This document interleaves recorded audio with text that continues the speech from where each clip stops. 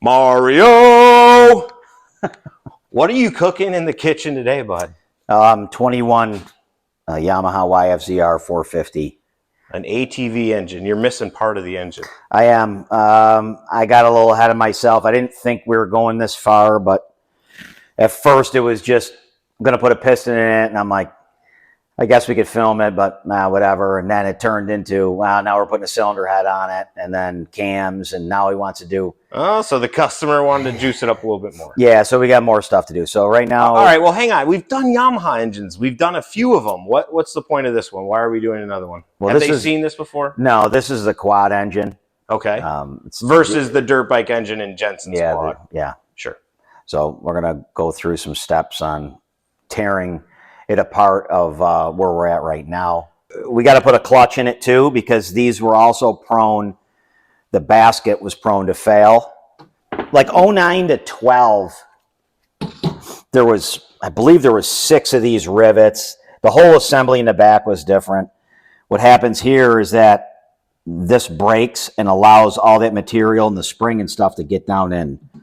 So everybody either upgrade to the older, like 09 to 12 OEM clutch, or they'll buy the OEM clutch and then put like a Hinson basket or something on it. This one here, that's what the guy is doing, is he bought the older version. We're just waiting for that to come in. What else are we waiting for? How many videos are we going to make out of this? So today we'll pull this down and explain, you know, some things about it and take a look. It's a 21 with low hours. I don't really suspect we're going to find much wrong, but we'll explain it as we do it. And then... Was it raced, or was he a recreational rider? He just bought it and rode it very little. I don't know what it was done. Yeah, I don't know the history on it before. Okay. I don't believe it was raced.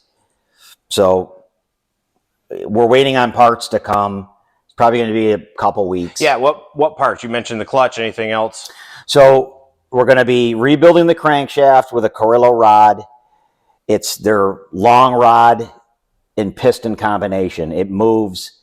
The rod is longer, and it moves the location of the wrist pin and the piston in a different spot. And basically, it changes the rod ratio. If you think about it, when that piston is going up and down in the cylinder, it doesn't truly go up and down. It kind of like goes up and pushes forward as it's, you know, rotating. So by changing that rod length and then the location of the piston, overall you're keeping the same compression ratio, but you're changing the rod ratio so you get less of that, like pushing against the, you know, driving the piston into the cylinder. So what does this mean? More power, it's more efficiently? More efficiency, less wear on the cylinder, less wear on the piston, less rotating mass. Sure. Do you know the expense of this? Rod and piston? Yeah, how much is the rod and piston? I believe it's probably in the $900 range. Oh, so this is an expensive upgrade. Yeah, for that, yep. And what's he hoping to do? Just increase horsepower? The talks was, all right, let me change the cams, maybe put a piston in it, put a vortex, you know, an exhaust and intake. Kind of your standard upgrades. And then it turned into, well, I want to do, let's get the cylinder head ported. Let's go a little bit more aggressive with the cams and that kind of stuff. And then now it's, you know, we might as well put this, you know, piston and rod in it. And, sure. And then do the cylinder head. So we'll talk more about it when we go to assemble everything, but that's kind of the gist of it right now. This video is going to be a teardown, so let's tear into it.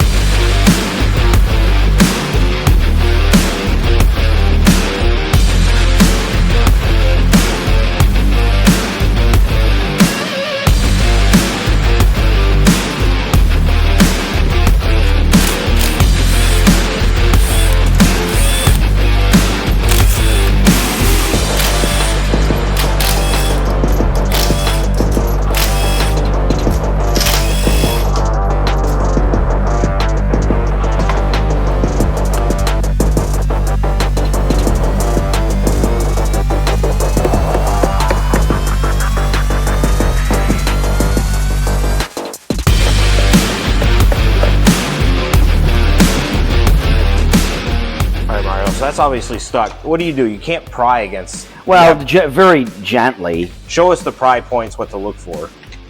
Well, they give you like a boss that you can Tabbed areas. Yeah, tabbed area you can hit on, but it's kind of difficult to get to.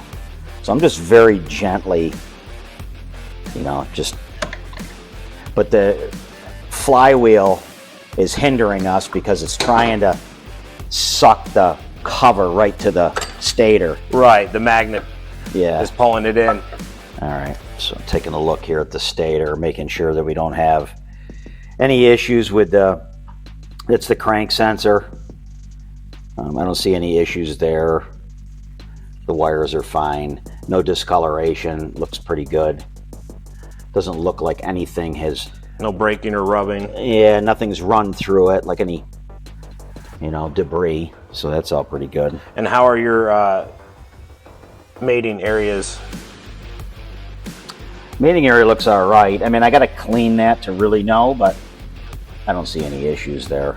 That's a big reason why you don't want to pry these cases apart. You Yeah. damage that surface. Yeah, you definitely don't, because then regular gasket's not going to seal. Then you're required like some silicone or something. You really don't want to do that.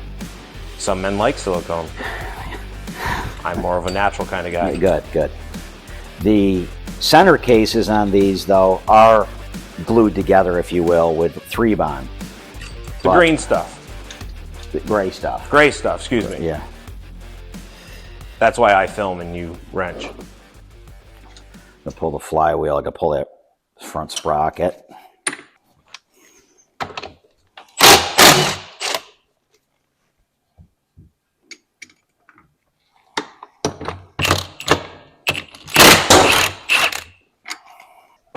Did you just get this light? It's really helping with the video. Yeah, It's a nice light. wife got it for Christmas. Hey, thank you, Santa. Yeah, she definitely knows. I wish I was that good on getting her stuff. Either that or it's her way of saying you're old and you can't see as well. Oh, she's not. If that's what she was insinuating, it's very true. Spot on. Yeah, Well, we're not far apart, buddy. yeah, vision is not the same as it once was. What'd you say? I can't hear you.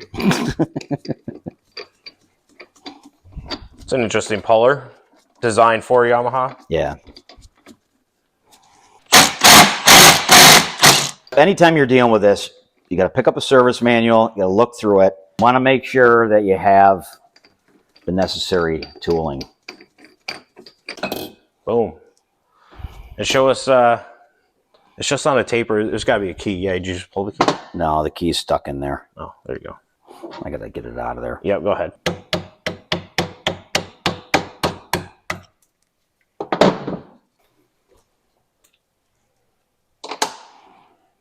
So inside of here, just want to make sure that we don't see any markings of anything running through it, any debris.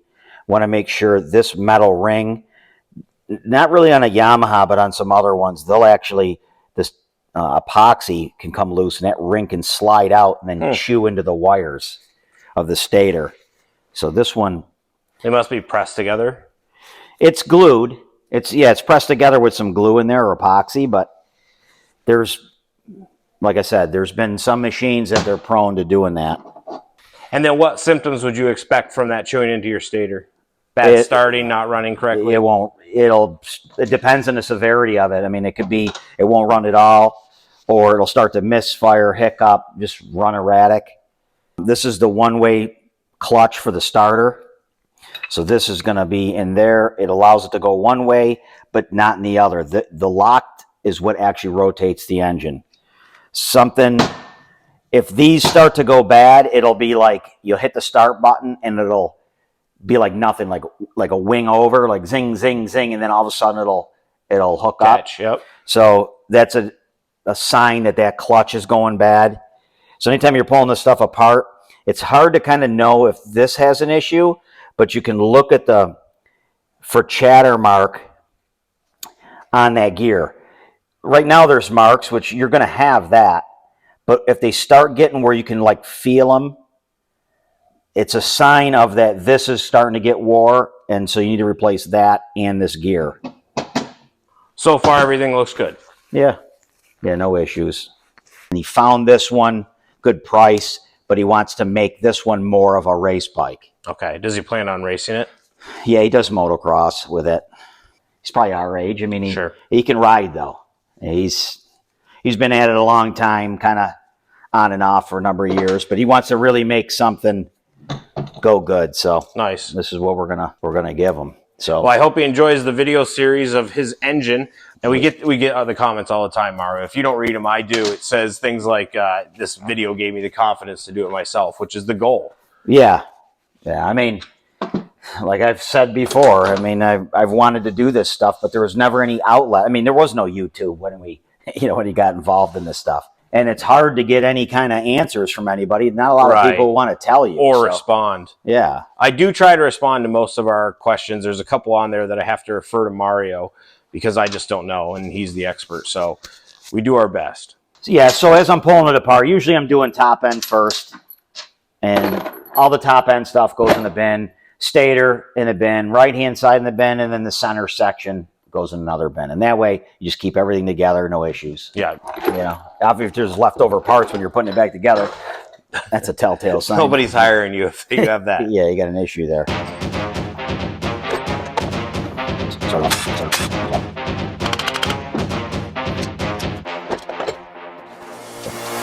And we're back, live with Mario in his shop. Watch him play with his tool. Yeah, tool. What's up?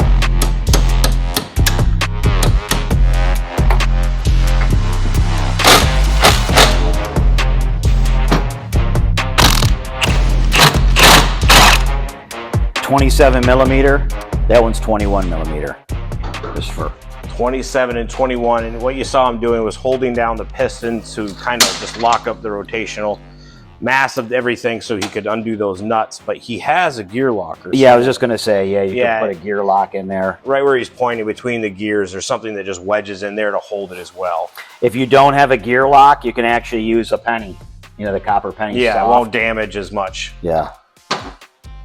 I'd still find a way to screw it up. Oh, yeah. Yeah, you're good at that.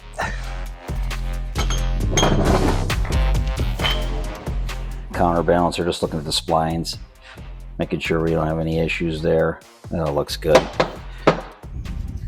So you plan on reusing pretty much everything unless you find a problem with gears. Yeah, and like I said, they're in the beginning, it's really not many hours on it, but you still have to do due diligence here and make sure everything's good because things can fail. Yeah, so all that stuff looks good. Put this in the bin.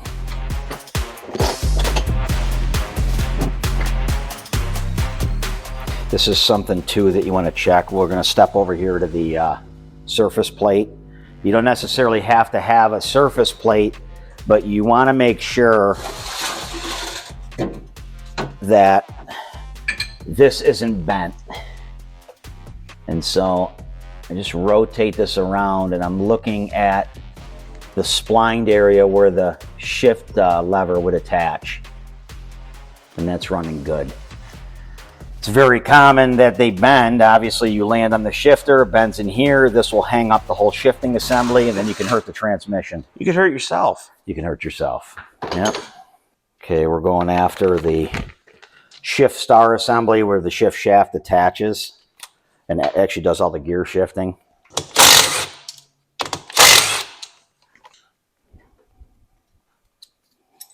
You want to take a look at these spring-loaded paws. That paw on the flat surface is what engages in that shift star, so you want to make sure that that's not chewed up.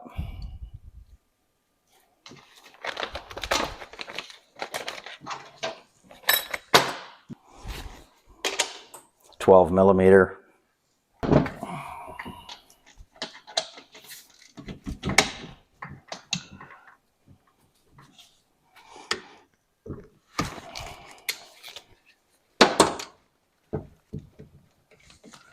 Really don't want to use an impact gun there because you don't want to chatter the shifting mechanism. Could hurt the teeth. Yeah, more. Or the shift forks. The shift forks and stuff going in there. I'm going to look at this. Got to make sure we have no issues in those, the little where the paws grab and rotate. And then we're going to come into this area. This is where the spring-loaded roller arm goes into. That's neutral. You got to make sure, seen a lot in the past where this surface here and here gets chewed.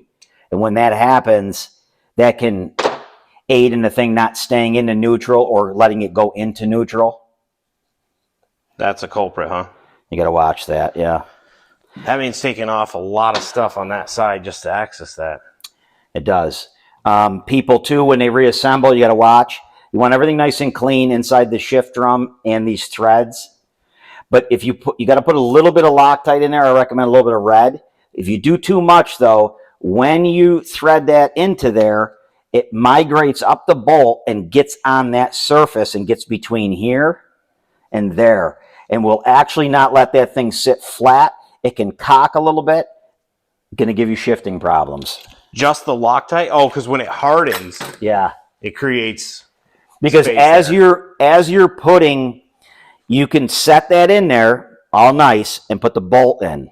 Just make sure you do any cleanup that leaks out. But I've seen it because it's happened to me. That's why I know this. Okay, is that it migrates up the bolt and pushes. Yeah. Okay, and you don't really know, and then you tighten everything, and that thing's off a little bit. You know, and so you're chasing yourself going, what the heck is going on here? And you're off a little bit. Oh, yeah. So I hope my problems help somebody else. There you go. Good little tip. This is the oil pump idler gear. Runs off the clutch basket. That looks good. This is the oil pump. That's what we're going to be taking off next here. Before I do that, just kind of want to feel, like that feels nice and smooth. So I don't suspect any issue there, but you don't want to feel any kind of notchy or any issues.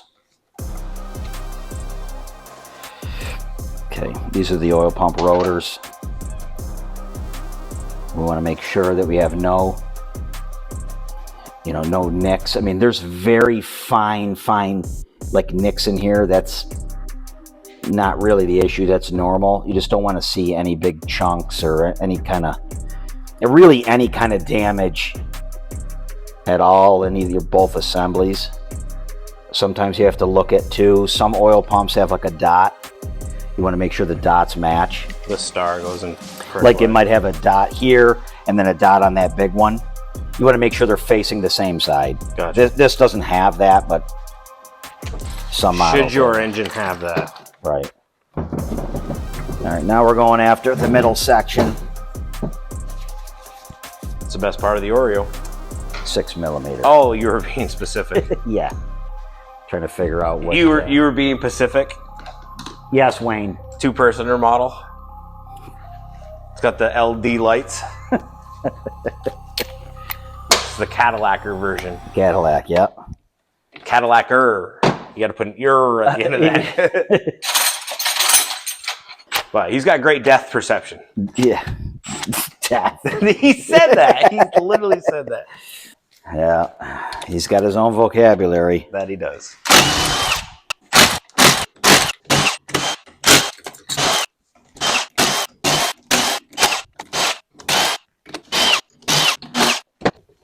All right. I know you already told us what you use between the cases, but what's it called again? Either YAMAHA bond or 3 bond. I think it's like 1187. I would prefer a gasket, but Less cleanup when you're taking it apart. I'll make sure I got everything here. Looks like I do. And all the plugs are on. I was going to say, sometimes these things don't want to come apart, and you got to use. They make crankcase splitters. She's going on you though. Yeah. Now you don't have to do bearings or anything, right? Well, I am, because I got to pull all the bearings out of it because I'm going to vapor blast the cases. Oh, you're going to make it pretty. Yeah.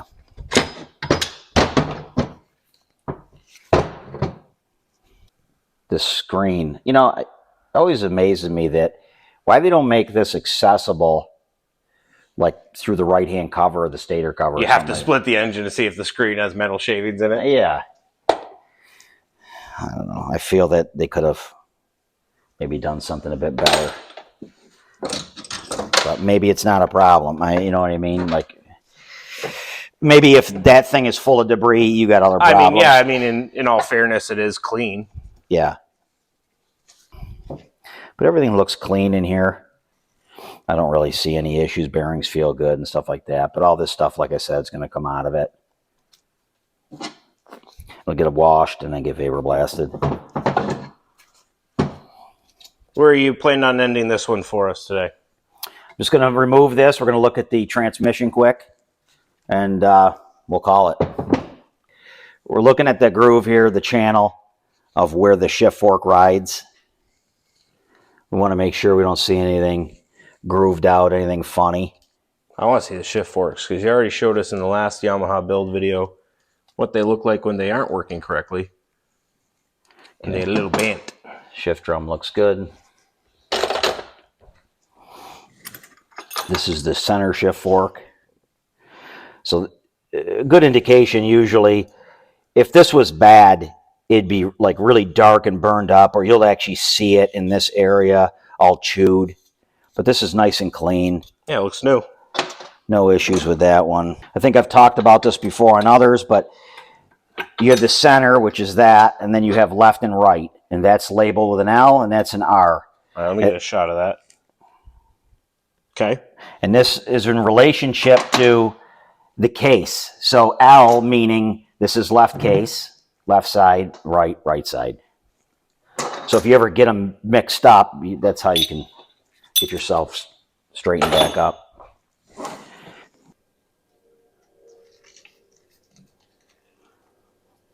You'll replace that anyway. Yeah. It's generally.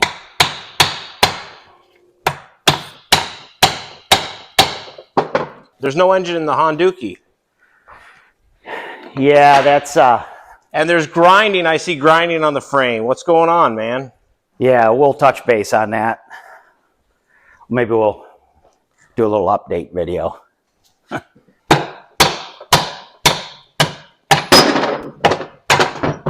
There we go. Yahtzee. Okay. Making sure that we, right in here, is not all grooved out. This gear looks good. Mm-hmm. That was another problem. Yeah, those got rounded off in Devon's. Yeah. So these ones so far look good. What'd you call them? The dog collars? Dogs. Dogs. That looks good. And down inside that gear looks good too. So you won't even take that apart? No. If there was any kind of an issue, when this gets replaced or anything gets taken apart, there's circlips. They must be replaced if you're taking them off. And then I would check, make sure that the shafts are straight. With it, you know, I'd put them in a set of V-blocks, a dial indicator, but it doesn't show any signs of any kind of issue. So yeah, everything coming off the engine looked pretty clean. Yeah, good so far. So, and then this is not going to just come right out. Yeah, I was going to ask, how does that separate? You have to press it out? Yeah. So they, going back, there's a tool to press the crankshaft out.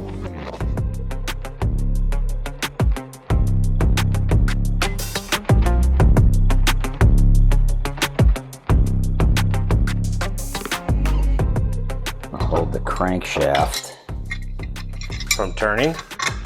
from turning. And what are you doing that with? Just channel locks, just going easy, just holding the spline. I'm not trying to.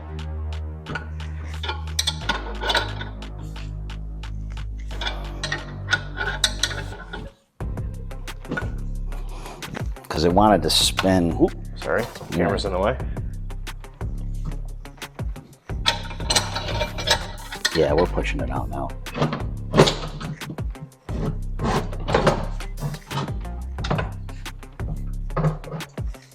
There we go.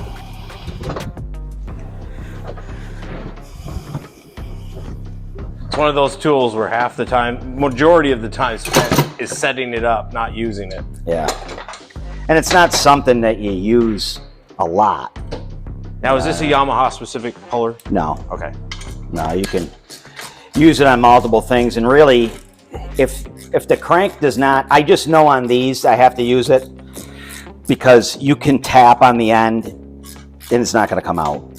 Now, you know, that doesn't really happen with a Honda. Honda, one side's a roller bearing, the other side, it's not really a press fit in the bearing, so you can lightly tap it and it'll come out. But you definitely don't want to hit the crankshaft hard.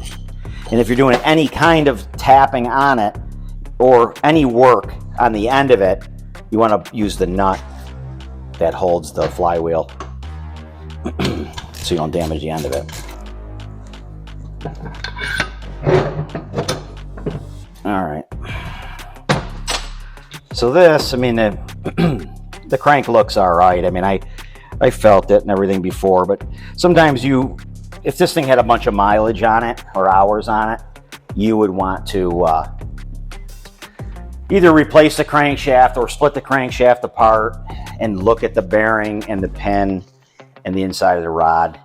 Most people aren't going to touch it. I mean, if you've got near 100 hours on something, less if you have a high compression race engine, you're going to want to be servicing the crankshaft or replacing it much sooner. Mm-hmm. But general trail machine, you can usually get 80 to 100 hours on the crankshaft. And obviously there's exceptions to that. But now you have to press that out, huh?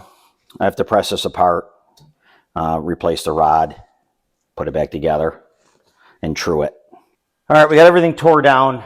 We're going to inspect some more. We're going to clean, make sure we don't need anything else. Customer is going to be bringing parts here shortly, hopefully in the next week or two. In that time frame, I'm going to get everything vapor blasted and cleaned, like I said, and we will be filming the reassembly and doing some more explanation of that. One complete video of the assembly, or do you want to do it in pieces? It may be it may be two parts because one bottom end and then one the top. So appreciate you watching and check us out for the next one.